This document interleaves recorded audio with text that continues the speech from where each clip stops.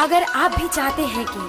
आपन म्यूजिक के वीडियो सबसे पहले आप तक पहुंचे, तो लाल बटन को दबाकर चैनल को सब्सक्राइब जरूर कर ले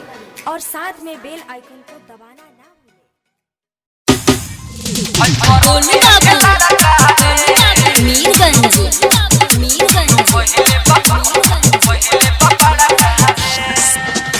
कोइल रही नाचे उमर रहे काचे मरले बाबा कारे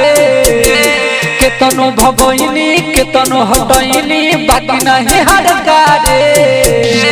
कोइल रही नाचे उमर रहे काचे मरले बाबा कारे केतनो हटोइनी केतनो भगोइनी बाकी नहीं हर कारे सीता मोड़ी के लड़का हादी के लड़का रे दुनु कोहिले बाबा कहा रे हई बेतिया के लड़का रे दुनु कोहिले बाबा कहा रे हई बरतिया के लड़का रे दुनु कोहिले बाबा कहा रे ओम साई डिजिटल रिकॉर्डिंग स्टूडियो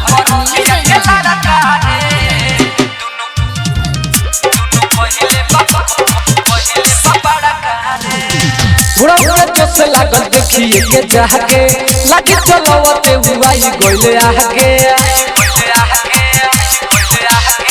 बुरा जोश लागल देखिए के जाके लागी चलवते हुआई गोइले आके हाथवा पकड़ के ऊपरी चढ़ के मचले बिया तड़का रे हाथवा पकड़ के ऊपरी चढ़ के मचले बिया तड़का रे हाथवा पकड़ के ऊपरी चढ़ के मचले बिया तड़का रे मोतिहारी के है लड़का रे दुनु कइले बाबा रे है शिवाहन के लड़का रे दुनु कइले बाबा रे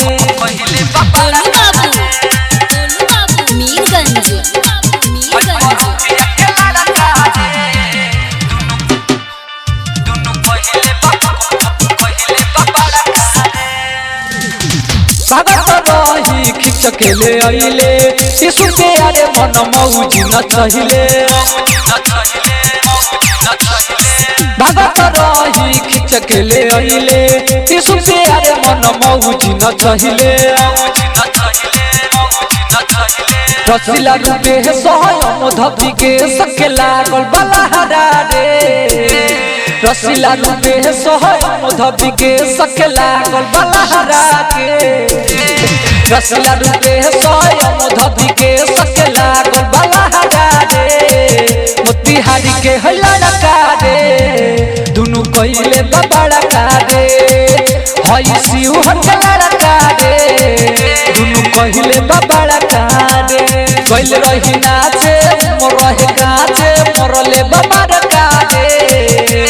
केतनो हटोइनी केतनो भगोइनी बाकी नहीं हड़का रे सीता मोड़ी के लड़का रे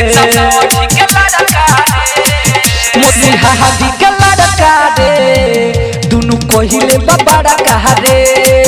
हई बेतिया के लड़का रे दुनु कोहिले बाबा कहा रे हई बरतिया के लड़का रे दुनु कोहिले बाबा कहा रे ओम साई डिजिटल रिकॉर्डिंग स्टूडियो ढाका।